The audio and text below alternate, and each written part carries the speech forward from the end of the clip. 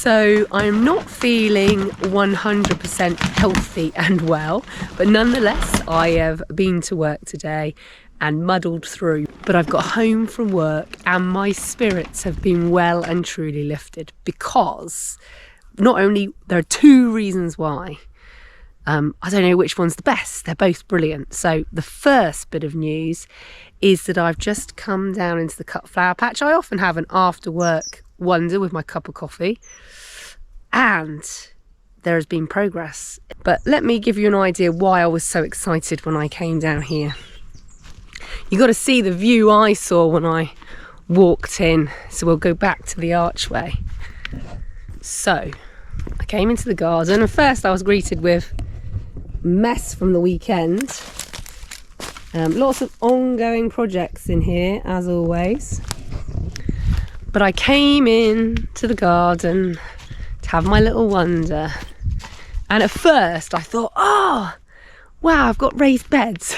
So I walked in and it almost looked as if the beds had been built. That would be a bit too good. But I do have the timber for the raised beds, which I think I showed you in my last video, but it's actually been carried down into the cut flower garden. And although it's not properly fitted, it's giving me a real taste of what these raised beds are going to look like. Now this timber is incredible. I mean, this is oak, really, really thick, solid hardwood oak. So I'm hoping that this is going to last for some time. Just look at this timber. Isn't that incredible?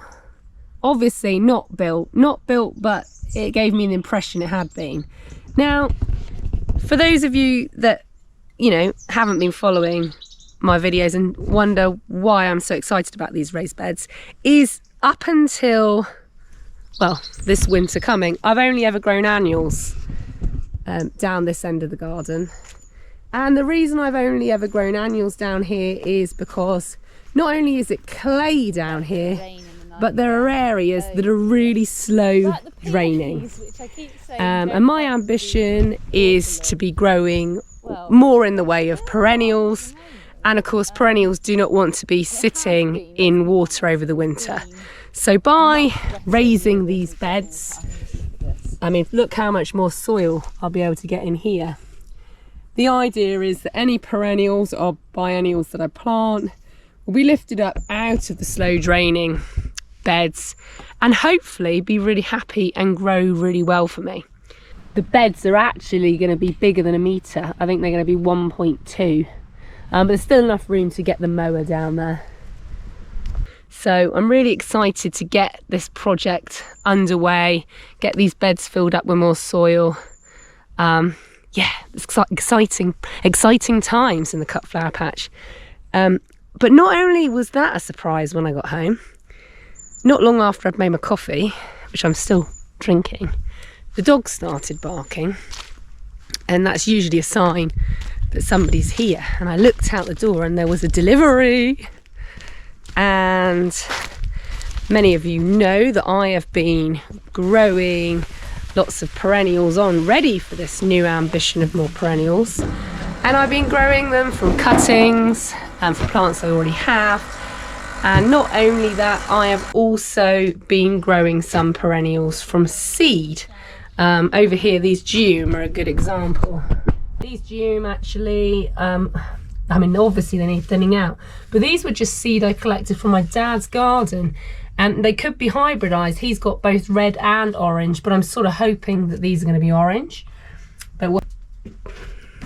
But not only have I got the cuttings and the little seedlings I've been growing, I also placed an order for perennials and some shrubs as well. And it's arrived. I think I did have an email that it's missing one component. And this year for the first time I grew Coreopsis and I grew the annual Incredible Swirl and I loved it. So I'd actually gone ahead and ordered two different perennial versions, and it's one of those that I know isn't going to be in the order. But shall we open these boxes and take a look at what we've got? Many distractions later, and it's now getting dark and I still haven't opened these boxes. So what we're going to have to do is I need to open the boxes because obviously I don't want these plants to die overnight, but we'll have a proper look at them in the morning. So now it's just a case of opening the boxes and making sure that nothing's really dehydrated, and getting it tucked into the greenhouse tonight. And then in the morning we'll take a proper look at what I've actually got in the boxes.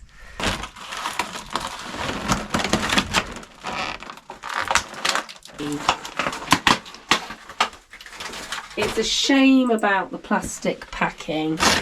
That is a real shame. See, tomorrow we'll go through and we'll just get rid of all the leaves that haven't transported very well to stop sort of any disease spreading through the plant. But what's left is pretty healthy, good growth. That one box wasn't enough. There's another box. Now I'm expecting there to be shrubs in here.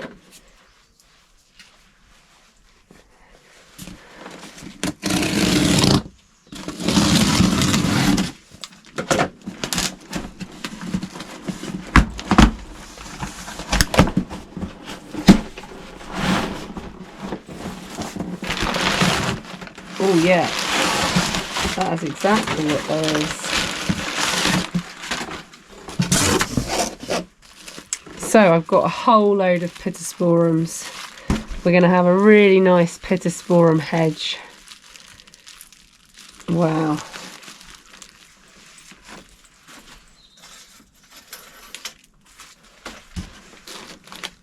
Some of these are definitely a bit dry. But they're nice little shrubs, and these grow so quickly.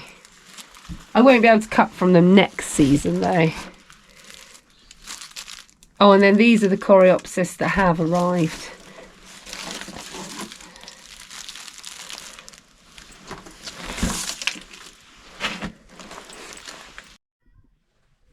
Okay, so we'll go through all of these lovely plants tomorrow because we'll pop them all on in the morning. There are a few things to follow. There's the coreopsis, which I mentioned, and then also the monarda, the bee balm, and some phlox, perennial phlox, because obviously I grow the annual to follow as well, and that's in the orchid green. But other than that, we've got a lot of perennials here to get to work with in the morning. So I'm going to go have my dinner now, and I'll see you in a few hours.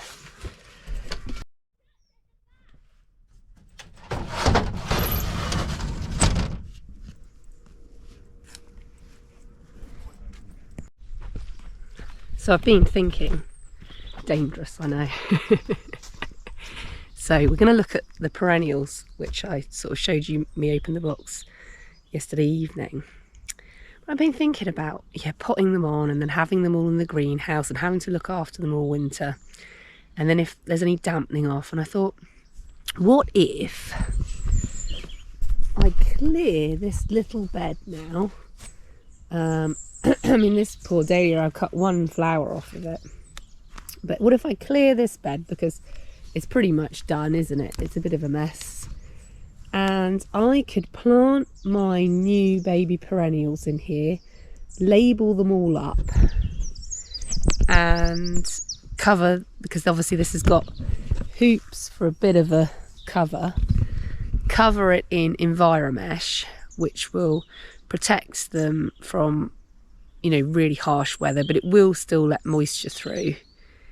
And will they fare better getting roots into soil? I'm just thinking, do I want to look after them in the greenhouse all winter? Some of the things, obviously the advice is not to autumn plant them. So things like the echinacea, they're definitely prefer to be planted in the spring.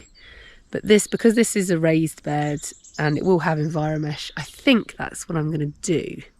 So that means I need to clear this mess before we can go ahead and plant our new perennials. And of course, this will be a temporary bed for them, so I'll be spacing them quite closely together. And it's just a temporary home for them for the winter, and then I can put them in their more permanent locations in the spring.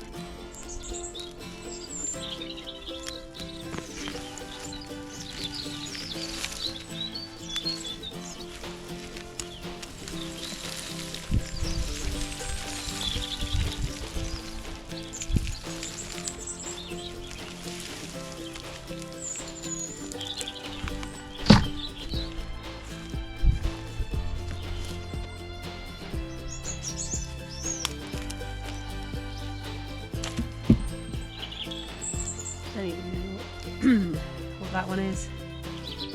Oh, it's got gall anyway. See all this here? So actually I'll keep that separate to, I don't want it going in the compost heap.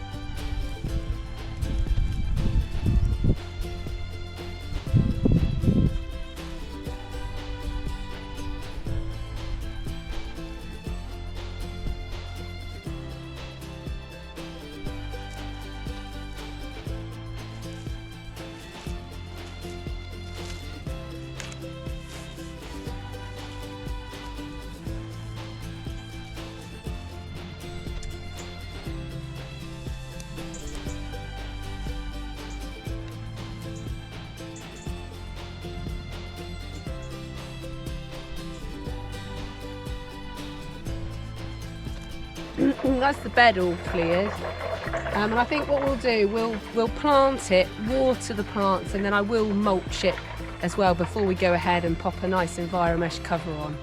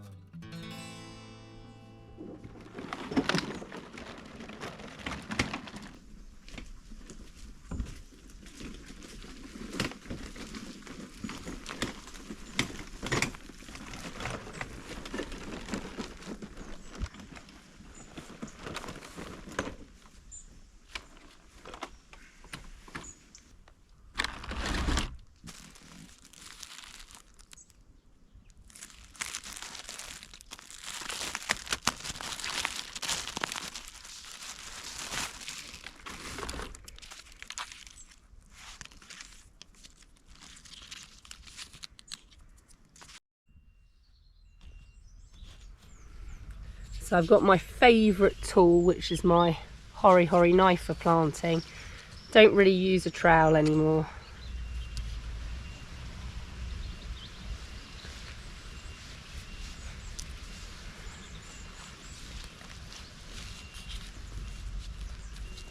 To be honest, the soil's so lovely and loamy here. I probably don't even need the tool. I can probably just go ahead and make the holes with my hands.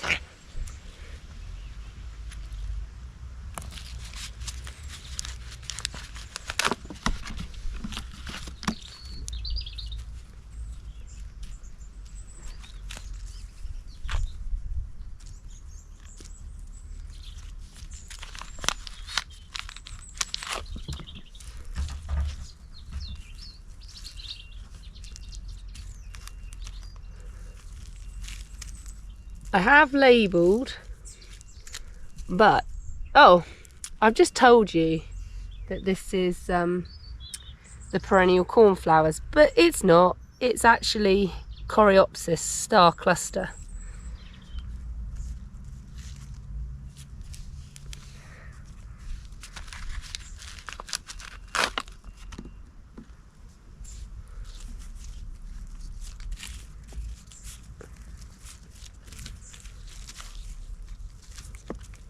What I was about to say is I've labelled these, but if the labels for some reason wear off, I'll be able to watch my video back. So Coreopsis star cluster is in row 1 and we've got 5 of those.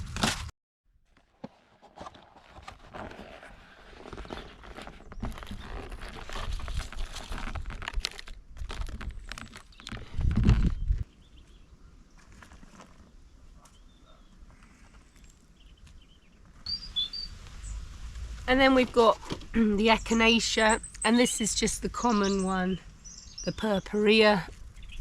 And these are just as plugs.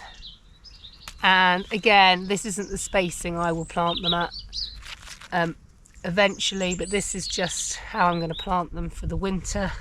And again, I've got 5, so I'll pop them in a row of 5. And because a lot of these will die back over the winter, I want to make sure I plant them in really good rows so that I sort of will remember where the plants are. And then we've got another echinacea here, but this one is the white swan.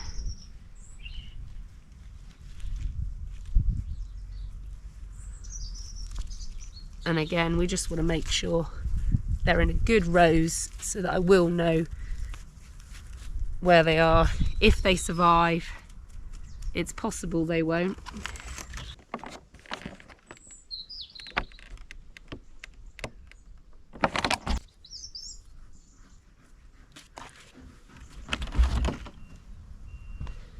So these really are the perennial cornflowers. And again, we've got 5.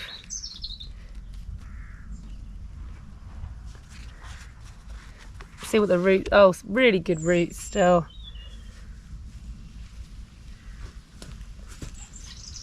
And this should be a really good bed for overwintering these things. It's definitely not heavy, the soil here. And they will have a bit of protection in the form of a cover.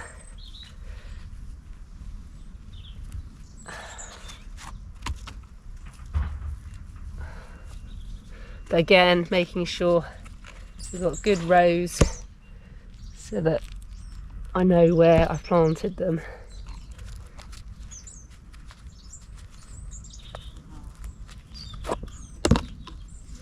This one's a bit root bound, so we'll just give it a chance.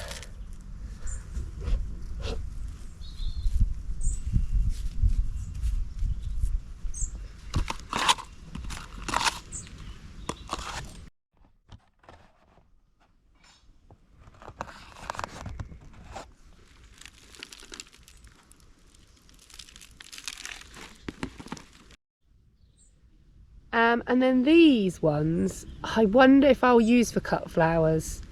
They may end up going in the cut flower garden. And this is sort of a type of milkweed. I will pop the Latin on the screen. I've got a feeling it's poisonous. It may have a sap, a bit like euphorbia, and I think that's why I'm thinking I potentially won't want to use it in retail orders, because I won't want people touching the sap. But anyway, we'll plant it here for now.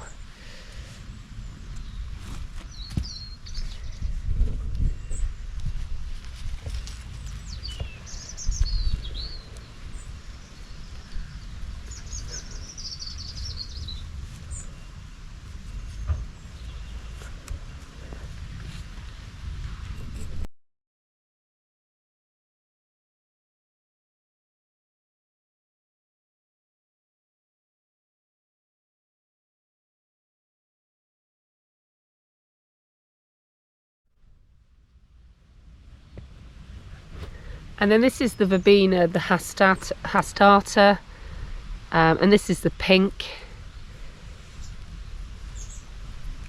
These, well, some of them are better than others.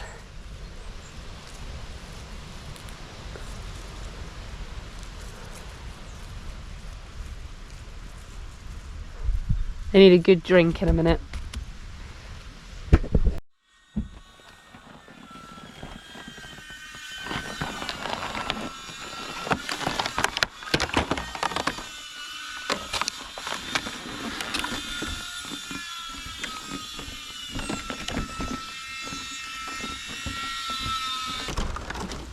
So then these are a scabiosa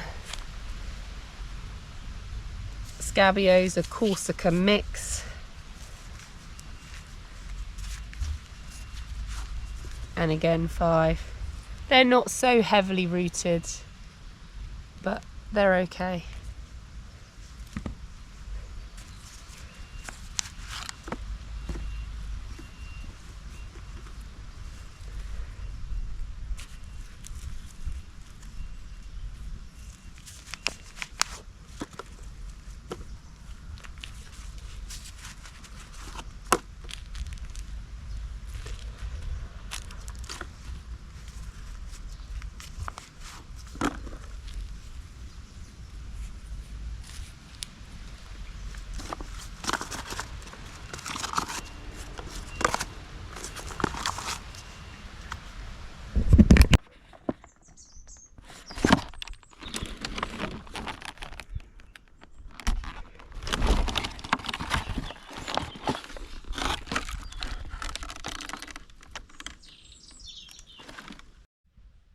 And then these are delphiniums, because I am really rubbish at growing delphiniums from seed. Well, actually I can grow them from seed and then the slugs usually eat them, so it's quite possible that the slugs will eat these as well. But I actually, because of that, I got 10 of these, and they are a mix, which is a bit of a risk. I did think it might be more sensible to have one colour, but these are the Magic Fountains mix. So 2 rows of 5 this time. Again, trying to keep the rows so that if they do get eaten by slugs, I sort of will have some idea where they are.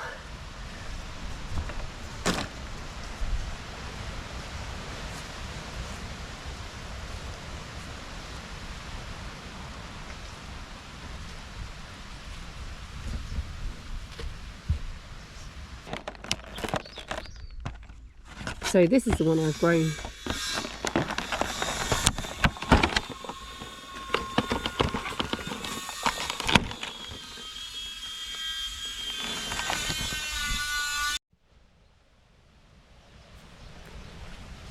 And then these are the Cupid's Dart, and I've got the blue one which I've grown before in the cottage garden. I've had some success with it, but I've always felt the soil out here will be too heavy. But with the new raised beds, we're going to give it a go. So I've actually gone ahead, I've got the blue one that I've grown before, and I've also got the white.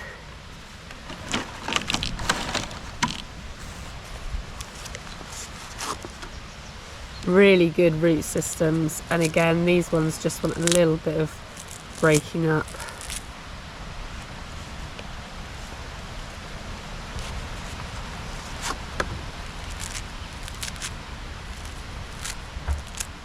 I mean, some of these, you know, if you were being really greedy, you could already divide that. But we won't be doing that now. We just want to get them in the ground and hopefully just settling in over the winter without being eaten by voles or slugs. That's the plan anyway.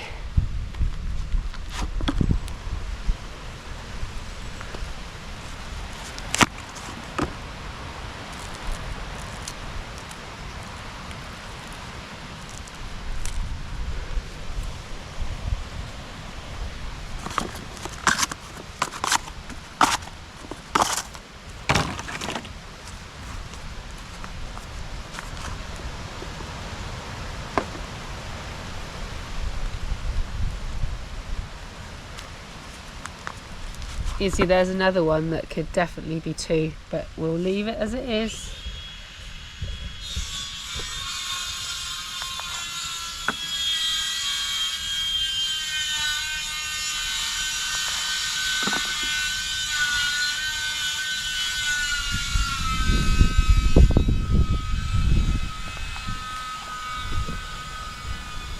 Right, now we need to water all these.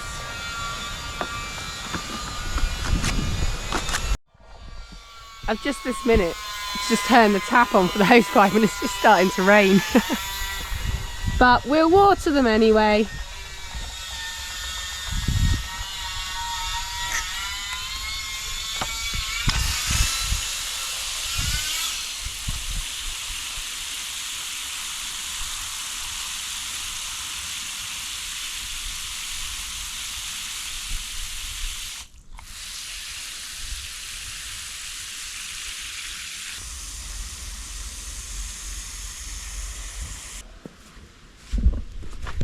apparently I'm needed.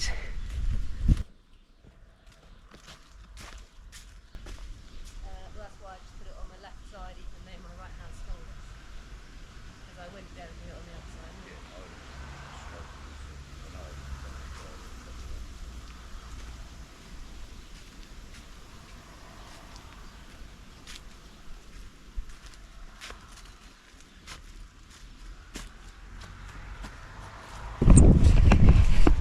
Actually going to have enough timber to do 4 beds, which is brilliant. Excellent news.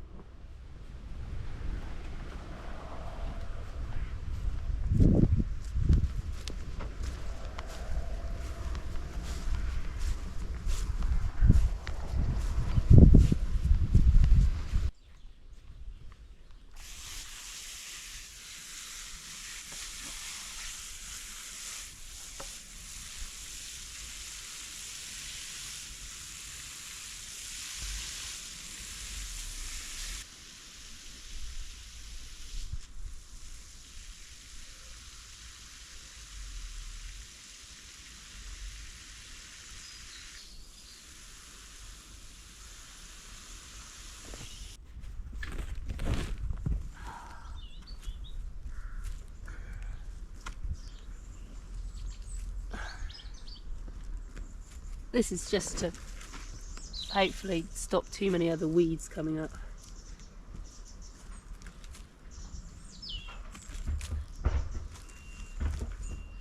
I'm not going to worry too much about in the rows. I'm just going to go in between each row.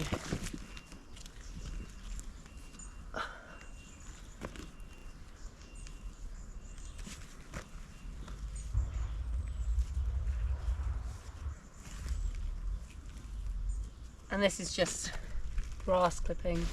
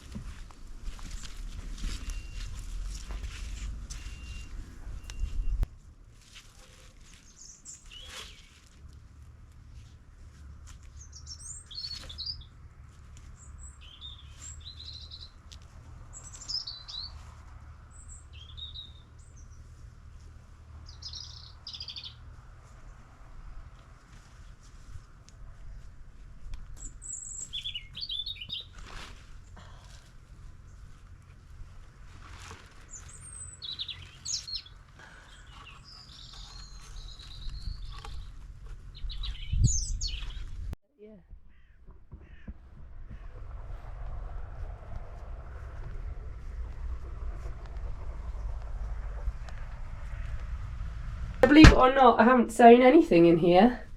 This is my homemade compost, which just seems to be full of poppies and nettles. So I actually thought I might plant these poppy plugs.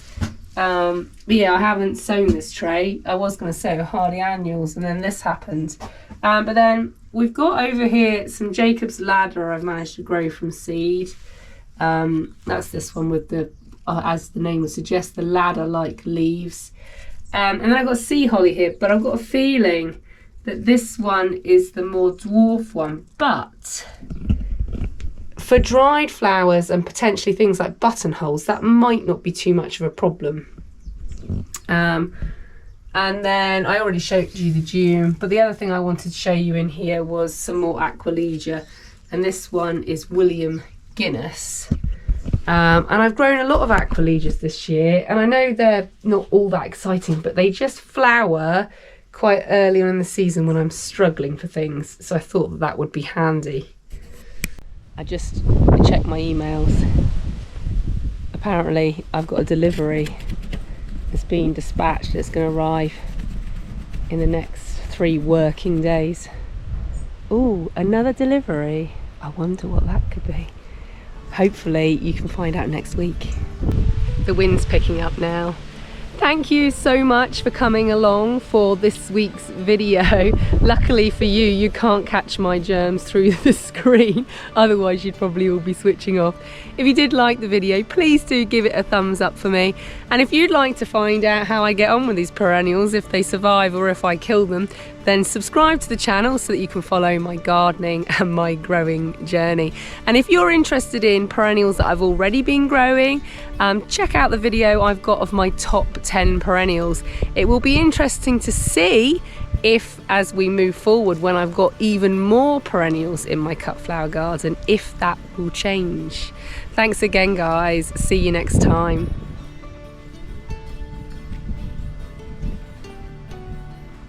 Good luck, babies.